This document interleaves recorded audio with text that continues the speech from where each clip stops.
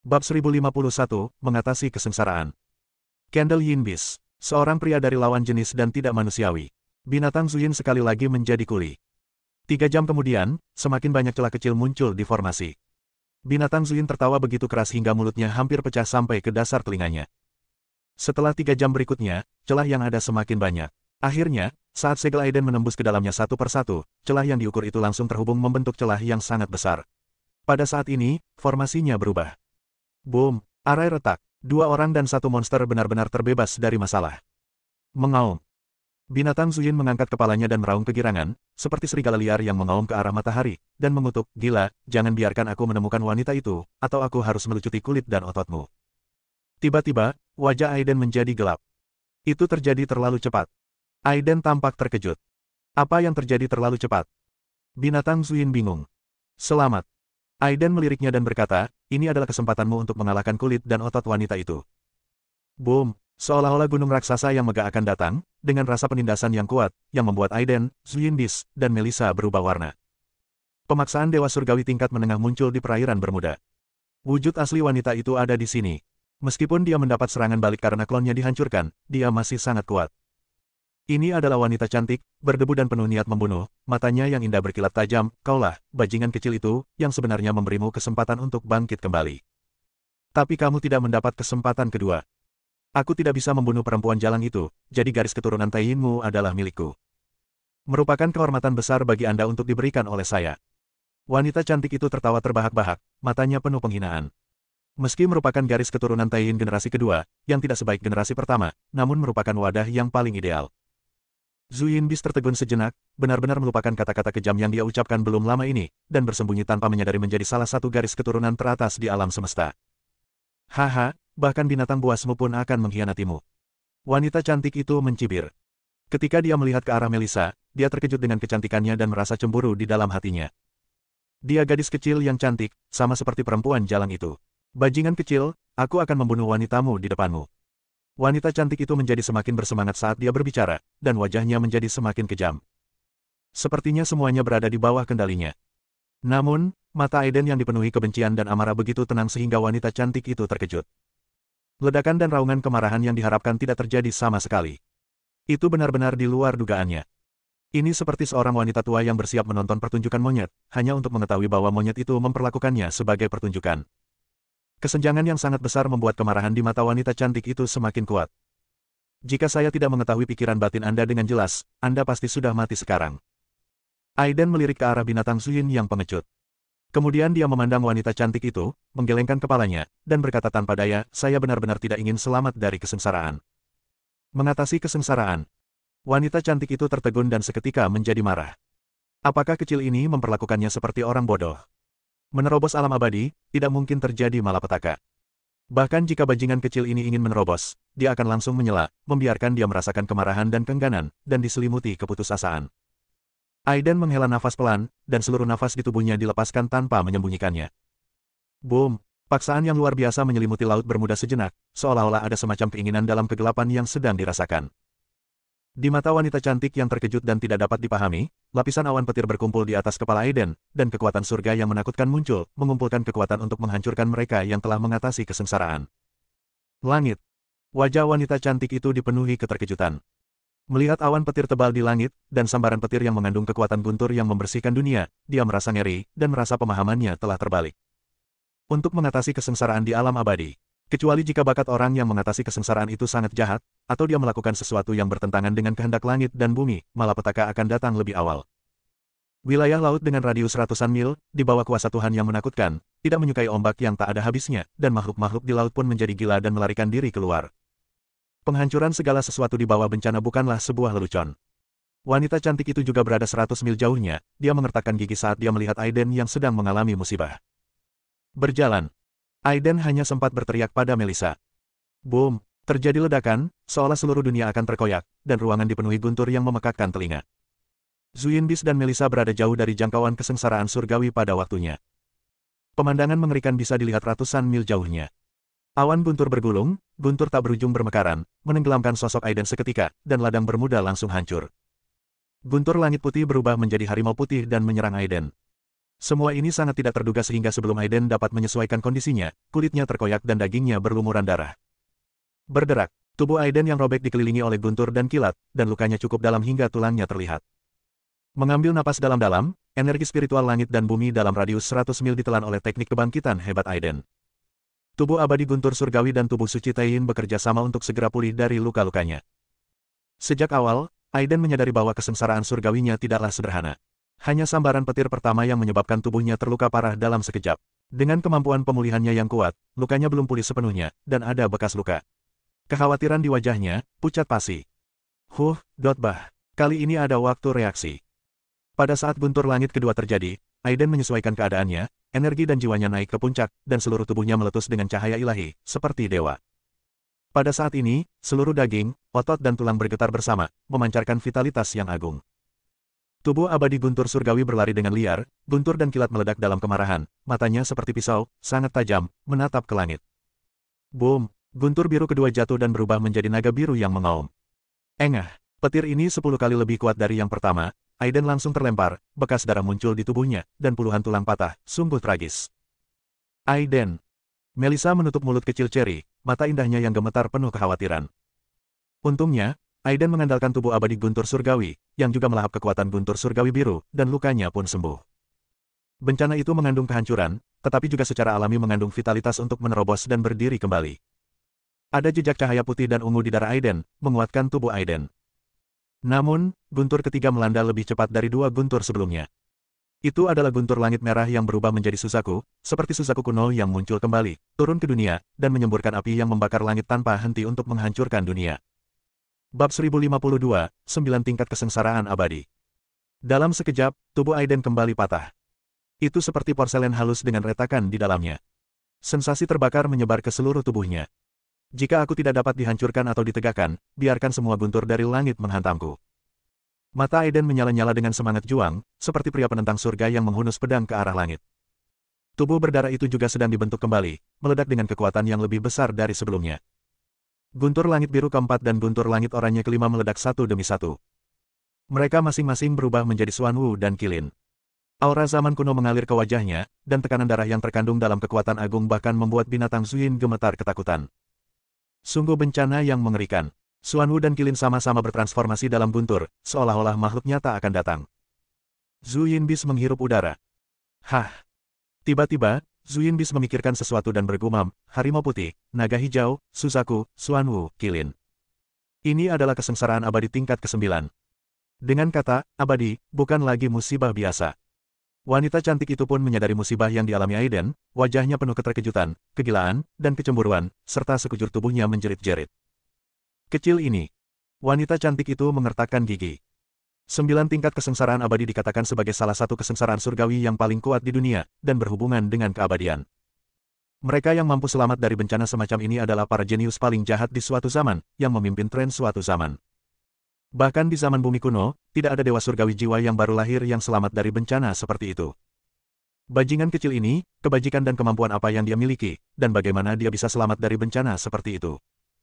Kecemburuan yang luar biasa membuatnya gila. Tapi kemudian, wanita cantik itu menunjukkan senyuman dingin, karena tubuh Aiden telah dihancurkan oleh guntur, dan vitalitasnya jauh lebih lemah, lebih baik mati disambar petir. Wanita cantik itu mengutuk dalam hatinya. Melissa menahan napas dan memandang Aiden yang sedang mengalami musibah dengan sepenuh hati, jantungnya berdebar kencang, dan jari gioknya yang terkepal berkeringat. Ada 9 guntur surgawi dalam 9 kesengsaraan abadi, mewakili 9 jenis binatang abadi. Secara berurutan, mereka adalah macan putih, naga hijau, Suzaku, Xuanwu, Qilin, Sisi, Bais, Pixiu, dan burung Chongming. Rumor mengatakan bahwa dalam bencana terakhir, makhluk abadi dapat dilihat. Benar saja, ketika Aiden sedang berjuang untuk mendapatkan kembali tubuhnya, jalan ke-6 sedang diaktifkan, di awan guntur, sosok besar dengan satu tanduk dan aura agung muncul. Itu Haichi, dikenal sebagai binatang Dharma. Dia bertanggung jawab atas hukum dan peraturan yang ketat di dunia. Boom! Petir ke-6 puluhan kali lebih kuat dari 5 petir sebelumnya, saat terjadi, kekuatannya meledak, langsung membelah jurang ke Laut Bermuda, dan airnya tenggelam. Tubuh Aiden juga langsung meledak. Hanya ada satu jiwa dewa, yang mengaum, dengan semangat juang yang tinggi, mencabut segel satu demi satu, memadatkan pola dewa, dan menyebar ke seluruh kehampaan. Darah yang berserakan bersinar dan memancarkan aura dingin. Itu adalah darah Taiyin. Darah masih terjalin dengan 6 sinar cahaya putih, hijau, biru, merah, oranye, dan emas, yang merupakan sisa kekuatan dari 6 kesengsaraan surgawi. Seolah ditarik oleh suatu kekuatan, darah itu dengan cepat berkumpul dan berubah menjadi manusia berdarah ilusi. Dia menggunakan kekuatan guntur untuk membentuk kembali tubuhnya. Wanita cantik itu terkejut. Kota Jinling. Pria bertopeng itu tampak cemberut dan berkata, Sekte Abadi Kunlun telah ada sejak zaman kuno. Di dunia sekarang ini, Sekte Pedang Kinceng dan Sekte Buddha Putuo telah menurun. Anda sendiri yang berhak mengatakan apakah Anda layak atau tidak. Hehe. Buddha teratai emas tertawa, dengan ejekan dan penghinaan dalam tawanya.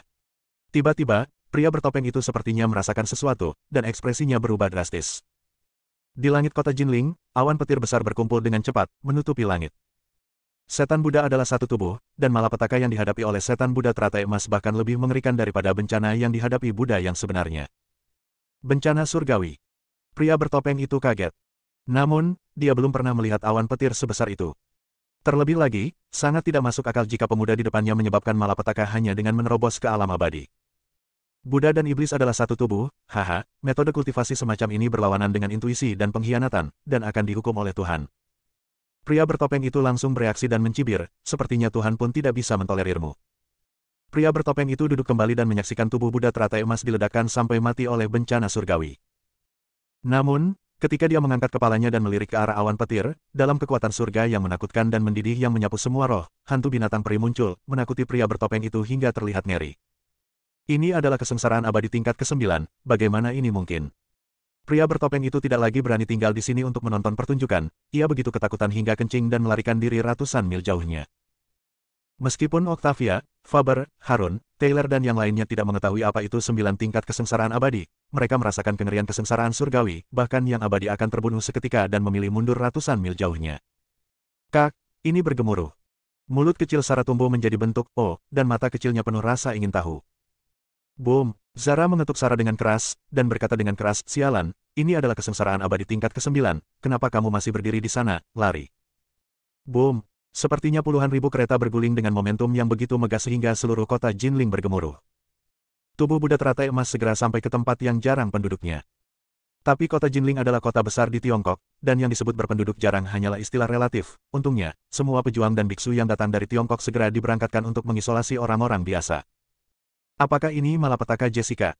Master Zanjian menatap awan petir besar di kejauhan dengan ekspresi ngeri di wajahnya. Ini belum pernah terjadi sebelumnya. Ragnar juga mengalami jantung berdebar yang tidak dapat dijelaskan. Bencana abadi tingkat ke-9 datang seketika. Dengan Buddha teratai emas sebagai pusatnya, segala sesuatu dalam radius 100 mil ditutupi oleh kekuatan surga yang mengerikan yang akan menghancurkan dunia.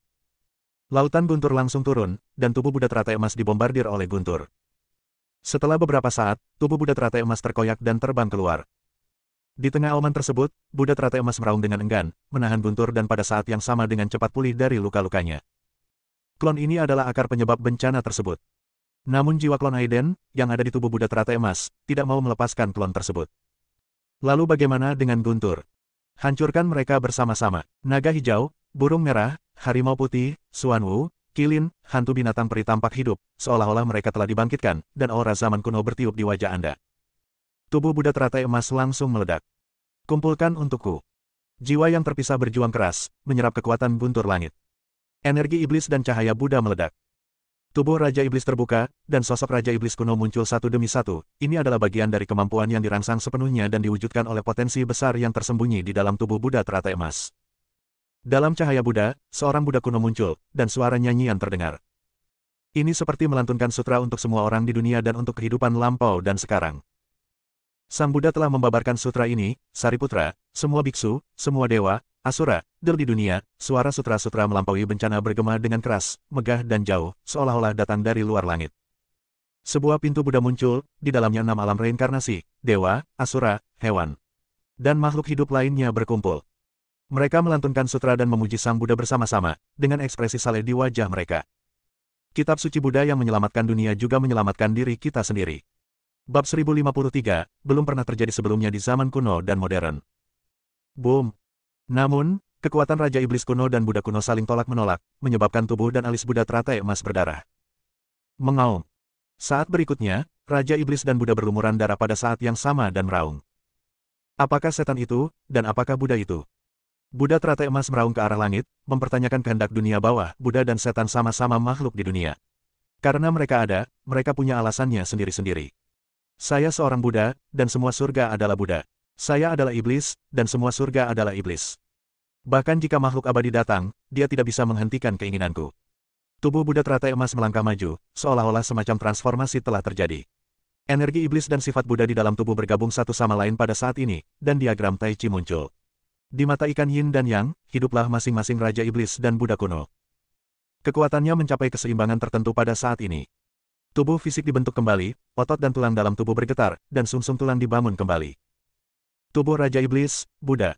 Namun saat ini, 9 tingkat kesengsaraan abadi menjadi semakin menakutkan. Hantu dari 4 binatang abadi ini menjadi semakin padat. Tekanan dari binatang abadi membuat takut tubuh dan pikiran Buddha teratai emas. Boom! Seolah-olah surga tidak setuju dengan Aiden, 4 guntur surgawi berkumpul, dan keempat binatang abadi turun. Tanah dengan radius 100 mil tenggelam dengan keras dan terjatuh 1 meter. Tubuh Buddha teratai emas kembali hancur berkeping-keping. Sambil menangis, seekor burung merah melebarkan sayapnya dan terbang tinggi, tubuhnya yang merah menyala melewati jiwa tubuh Buddha teratai emas, dan sebuah retakan muncul.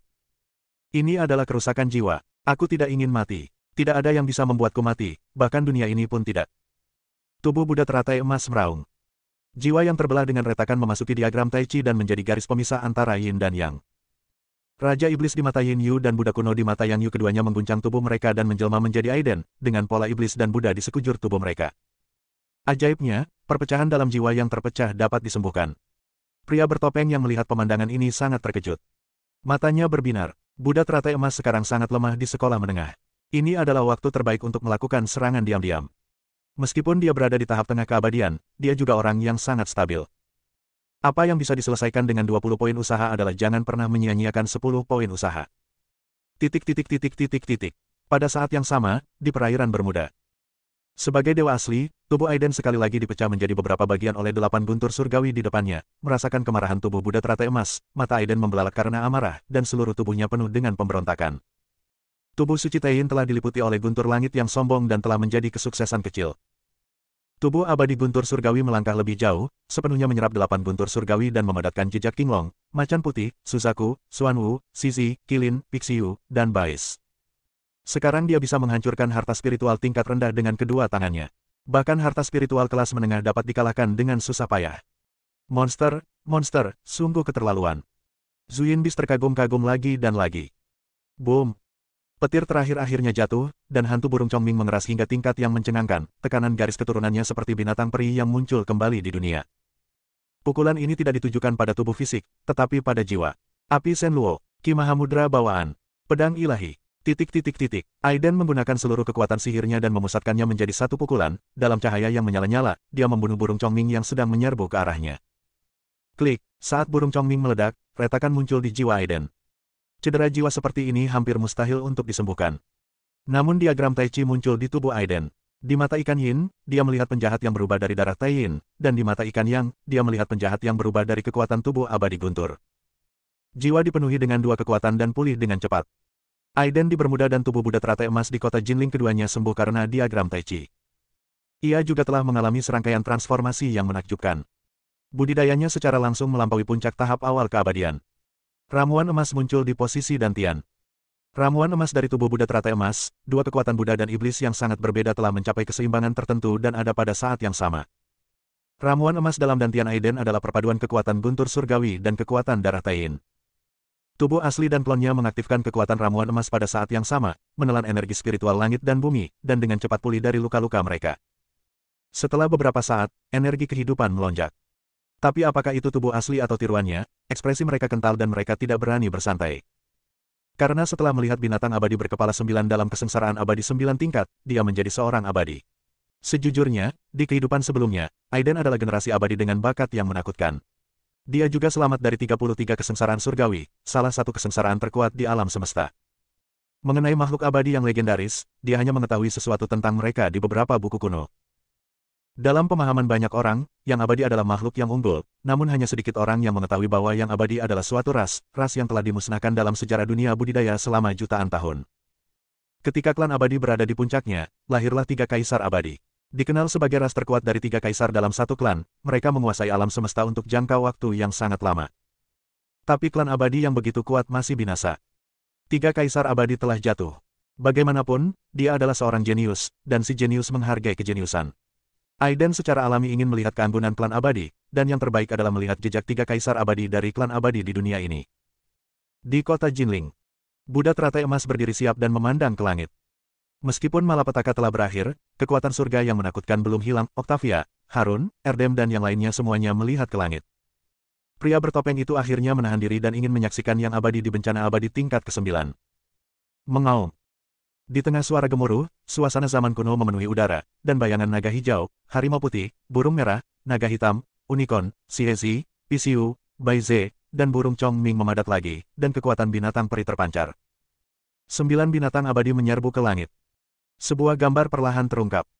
Pemandangan mengerikan berupa gunung dan sungai berlumuran darah, tak terhitung banyaknya bintang berjatuhan, dan langit tertusuk benda-benda besar yang bisa membuat takut banyak orang hingga mati. Suara dentingan bergema, genderang perang ditabuh, dan cahaya abadi menyebar ke seluruh langit. Satu demi satu, makhluk abadi yang kuat jatuh ke dunia ini. Sejenak, semua suara berhenti. Seolah-olah dunia ini benar-benar mati, hanya angin dingin samar yang bergema, seperti orang yang selamat yang menyaksikan akhir suatu zaman dan menangis sambil mengeluarkan suara rengekan. Sedih, mati, dan penuh keputusasaan. Boom! Sebuah istana peri besar yang tergantung tinggi di langit dibelah dari tengahnya oleh pedang besar, dan pecahan tak berujung berjatuhan. Hanya beberapa ruang samping sporadis yang masih ada di langit, seolah tidak mau menerima berakhirnya suatu zaman, menunjukkan sikap acuh tak acuh mereka. Hosh! Gambaran itu menghilang, dan yang ada hanya desahan yang melintasi jutaan tahun dan bergema di era ini. Di antara awan petir, sosok samar-samar yang ditutupi oleh cahaya peri kabur muncul. Aura perubahan abadi memenuhi udara, dan matanya penuh dengan keheningan yang mematikan. Mata tak bernyawa macam apa ini? Setelah melihat tubuh Buddha teratai emas, dia berani merasakan keengganan dan kemarahan yang mengandung kesedihan abadi mengalir ke wajahnya, begitu kuat sehingga tidak ada kekuatan yang bisa menyelesaikannya. Apa yang terjadi dengan pemilik mata ini? Apakah ini abadi? Pria bertopeng itu membuka matanya lebar-lebar, mencoba melihat sosok buram itu dengan jelas. Bab 1054, Abadi. Tak ayal, sosok ini mengandung rahasia mengejutkan dan diidam-idamkan. Tiba-tiba, pemandangan tak terduga muncul di tubuh Buddha teratai emas. Sosok samar yang disebut abadi ini memandang ke arah Loli bersaudara, dan sepertinya ada gejolak aneh di matanya. Wush! Hembusan angin kencang bertiup lewat, dan saat sosok buram menghilang di antara langit dan bumi, cahaya peri berubah menjadi 2 kelompok cahaya dan bergabung ke dalam tubuh Loli bersaudara. Sarah dan Zara masing-masing memiliki tanda Vermilion Bird dan tanda Chongming Bird. Itu adalah merek yang melambangkan klan abadi dan membawa kejayaan tertinggi klan abadi. Kenapa aku merasa ingin menangis? Setelah tanda Suzaku di keningnya menghilang, Sarah bergumam dan menyentuh setetes air mata dari sudut matanya, wajah kecilnya penuh kebingungan. Saya juga. Jarang sekali Zara tidak memukul kepala Sarah. Rahasia keabadian terletak pada mereka. Pria bertopeng itu menatap Loli bersaudara dengan mata penuh keserakahan. Tiba-tiba, Buddha teratai emas melintas dan muncul di depan pria bertopeng itu. Dia mencibir dan berkata, selanjutnya, itu harusnya di antara kita. Pria bertopeng itu berkata dengan tidak sabar, jangan berpikir bahwa hanya karena kamu telah menembus alam abadi, kamu memenuhi syarat untuk berbicara denganku. Kamu bukan tandinganku. Boom! Tubuh Buddha teratai emas langsung meninju pria bertopeng itu, dan esensi pelindungnya langsung hancur dan terbang mundur. Apakah kamu sekarat lebih awal? Aliran darah meluap dari topeng rusak pria bertopeng itu, menampakkan wajah berdarah seorang pria berkarakter Tionghoa, penuh amarah. Sudah lama sekali sejak dia menjadi abadi, dan belum ada yang memukul wajahnya. Orang terakhir yang menamparkan wajahnya adalah 400 tahun yang lalu. Abu orang itu dicampur dengan makanan dan diberikan kepada anjing.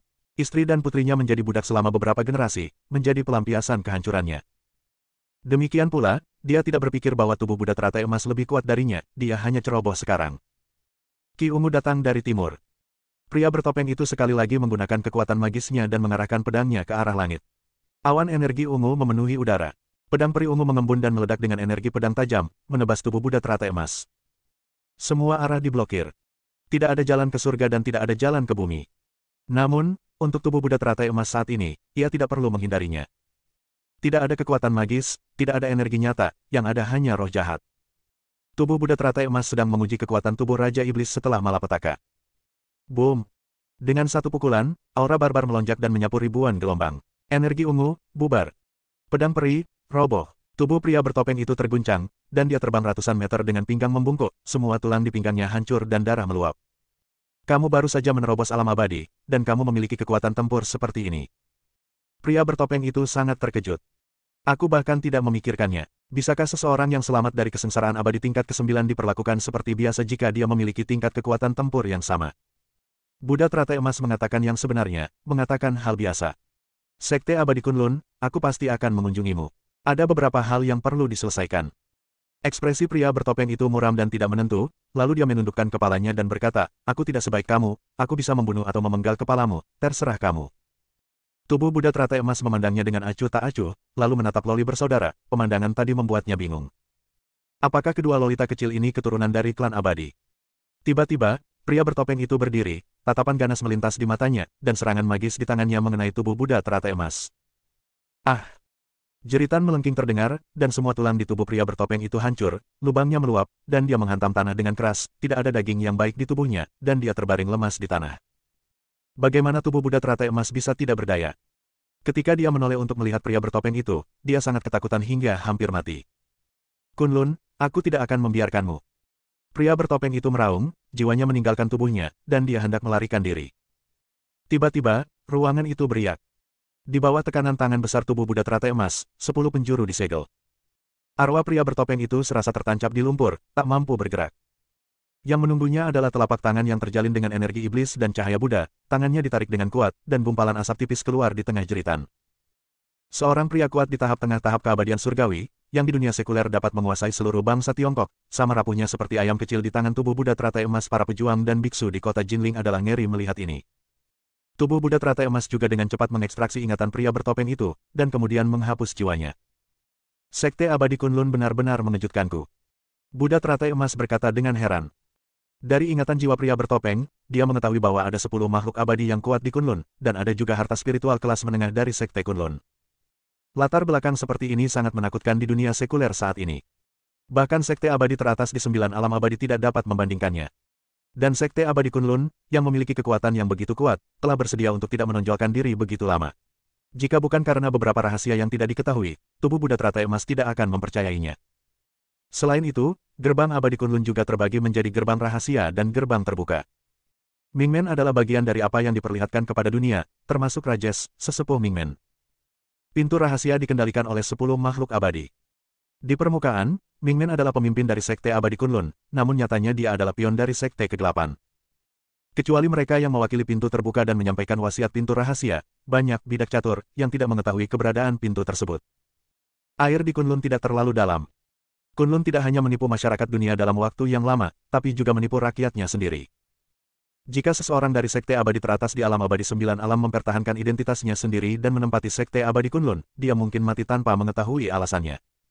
Pertempuran mengejutkan di kota Jinling ini berakhir dengan tubuh Buddha teratai emas menerobos ke alam abadi. 5 makhluk abadi yang menyerang semuanya terbunuh. Setelah tekanan mengerikan yang menyelimuti seluruh kota Jinling menghilang, fenomena langit abnormal kembali normal, dan langit cerah muncul kembali. Meskipun banyak orang awam yang terkejut dengan perubahan surgawi yang singkat ini, mereka terus menjalani kehidupan mereka. Cuaca yang aneh. Seorang wanita cantik bertopi penuh bunga menoleh kaget dan berkata, sayang, kamu lebih suka mengambil fotoku, dalam pose ini, atau dalam pose ini. Di panggung bunga hujan, wanita itu melakukan berbagai gestur lucu di depan sang kekasih. Kekasihnya mengambil beberapa foto dirinya. Berbeda dengan orang biasa, para pejuang dan biksu di kota Jinling menghela nafas lega. Namun, kekuatan pertempuran barusan membuat mereka berdebar-debar dan ketakutan. Sangat menakutkan keberadaan seperti itu ada di dunia sekuler. Yang abadi yang kuat benar-benar menakutkan. Kami sebenarnya masih memiliki negara adidaya yang menakutkan di Tiongkok. Kunlun. Semua pejuang dan biksu di Tiongkok sangat terkejut dengan kekuatan sekte abadi raksasa ini di zaman kuno. Dulu, mereka hanya menganggap Kunlun sebagai mitos dan legenda kuno, yang dalam arti tertentu melambangkan salah satu asal-muasal mitos. Namun kini setelah puncak gunung es Kunlun terkuak, mereka tidak akan lagi secara naif berpikir bahwa Kunlun masihlah Kunlun dalam ingatan mereka. Untuk sementara waktu, komunitas seni bela diri di Tiongkok terkejut. Bab 1055, Kunlun. Memang benar air di Kunlun sangat dalam sehingga membuat takut orang lain, tidak ada penguasa yang akan membiarkan faktor-faktor tidak stabil di wilayahnya yang tidak dia ketahui. Jika Kunlun ingin menghancurkan istana surgawi, itu hanya masalah satu jari. Ragnar tersenyum pahit.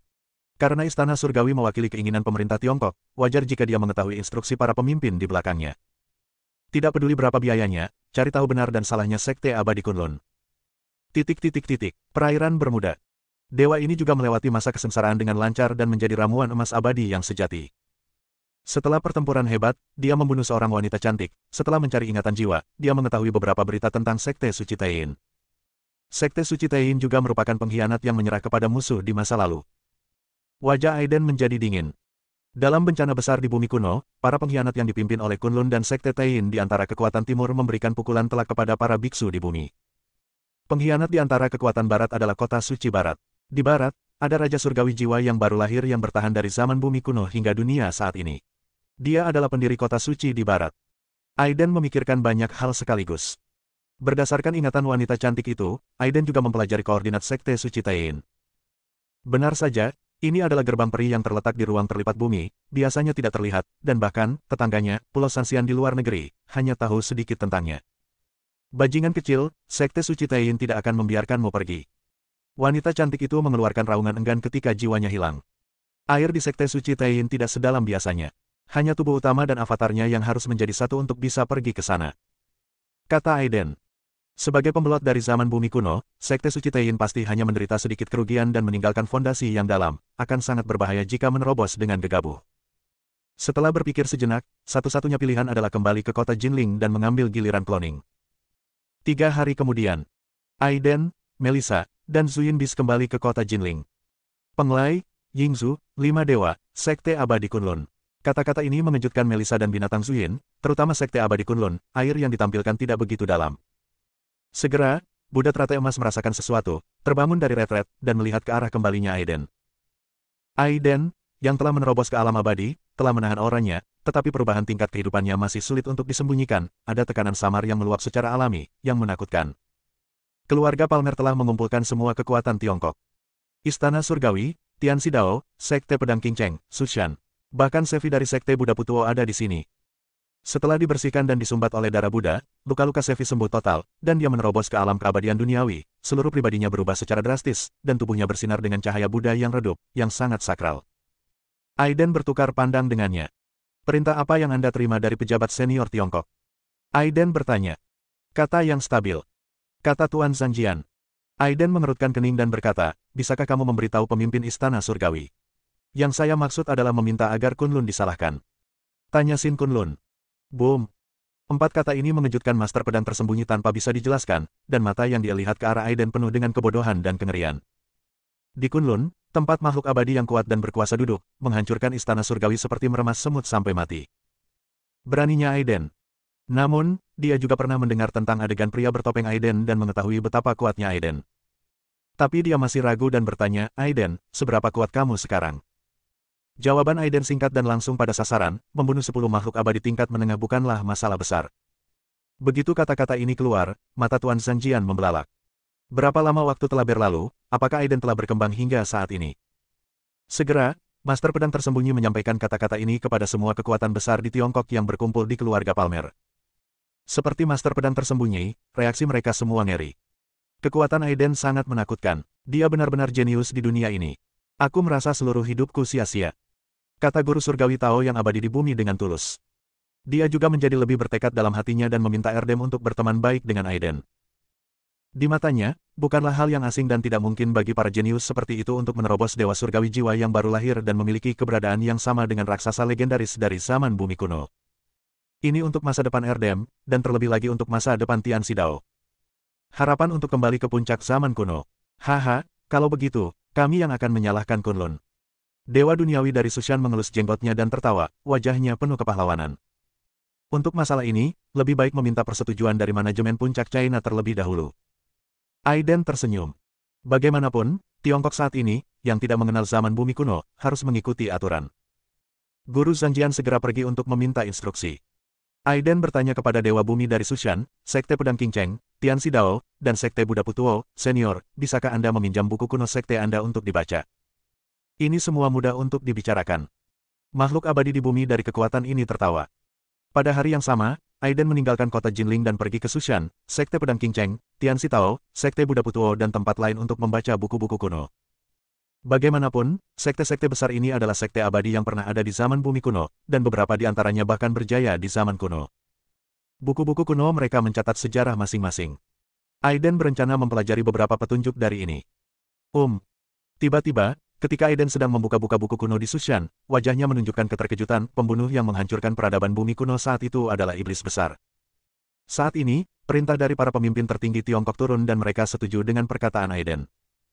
Dalam sekejap, semua kekuatan besar dan makhluk abadi duniawi yang kuat di kerajaan Hua berkumpul, dan Loli bersaudara ada di antara mereka. Menurut apa yang mereka katakan, itu menyenangkan untuk ditonton. Oh, Sekte Abadi Kunlun, kakekmu ada di sini. Binatang Zuyin mengeluarkan raungan ceria. Bagaimanapun, sekte peri dengan 10 makhluk abadi pasti memiliki banyak harta untuk dijarah. Diam. Aiden langsung menepuk kepalanya. Binatang Zuyin hanya bisa memandang Aiden dengan berbagai mata, dan sekali lagi mengutuk Aiden di dalam hatinya. Tiongkok Barat Laut, negeri dataran tinggi. Pegunungan di sini megah dan banyak terdapat pegunungan, membentuk medan berbahaya yang konon sulit dilintasi burung. Pegunungan Kunlun bersalju sepanjang tahun dan merupakan tempat lahirnya Sungai Yangtze dan Sungai Kuning. Ketika Aiden dan yang lainnya tiba, mereka sangat terkejut dengan keagungan Kunlun. Mendesis. Master pedang tersembunyi menghirup udara segar, pegunungan Kunlun memang pantas mendapatkan reputasinya. Menurut legenda, Kunlun adalah urat naga terbesar di negara kita, yang mengumpulkan kekayaan sebagian besar Tiongkok. Untuk dapat membangun gerbang peri di atas urat naga, gerbang peri Kunlun bukanlah masalah kecil. Bumi abadi dari Tianxi Dao juga menghela nafas. Semua makhluk abadi di bumi melihatnya sekali, mengedarkan energi sejati mereka, dan merasakan energi spiritual dunia ini, dan mereka semua terkejut. Seluruh gunung Kunlun berbentuk urat naga, berbentuk seperti naga yang sedang berjongkok, dengan punggung bukit berbentuk seperti tulang punggung naga, Sungai Yangtze dan Sungai Kuning bagaikan dua buah ambergris purba, mengalir tanpa henti dan megah. Bahkan aura langit dan bumi di sini berubah menjadi naga kecil, melayang di kehampaan. Bersambung.